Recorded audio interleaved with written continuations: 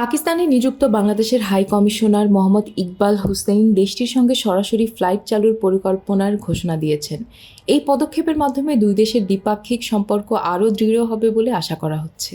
শনিবার পাকিস্তানি সংবাদ মাধ্যম এক্সপ্রেস ট্রিবিউন এর প্রতিবেদনে জানানো হয়েছে, খাইবার পাখতুনখাওয়া প্রদেশের রাজধানী পেশোয়ারে এক সংবাদ সম্মেলনে হাই কমিশনার ইকবাল হোসেন এই পরিকল্পনার কথা জানান।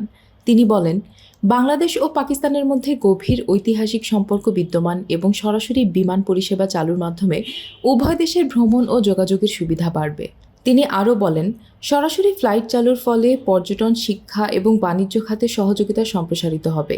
বিশেষ করে স্বাস্থ্যসেবা ও শিল্প খাতে বিনিয়োগের অপার সম্ভাবনার কথা উল্লেখ করে তিনি বলেন, এই উদ্যোগ দুই দেশের অর্থনৈতিক সম্পর্ককে আরও দৃঢ় করবে।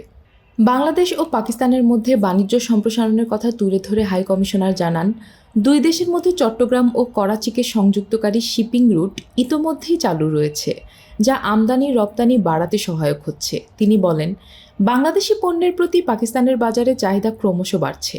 ইকবাল হোসেন বাংলাদেশের বাক স্বাধীনতার প্রতি প্রতিশ্রুতি পুনর্ব্যক্ত করেন এবং বলেন, সোশ্যাল মিডিয়া তরুণদের নিজস্ব মতামত প্রকাশের সুযোগ দিচ্ছে, যা দেশের গণতান্ত্রিক পরিবেশকে আরও শক্তিশালী করছে।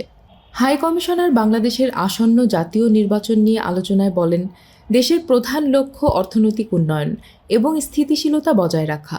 তিনি প্রতিরক্ষা খাতে পাকিস্তানের সক্ষমতার প্রশংসা করেন এবং দুই দেশের মধ্যে পারস্পরিক সহযোগিতার সম্ভাবনার কথা উল্লেখ করেন।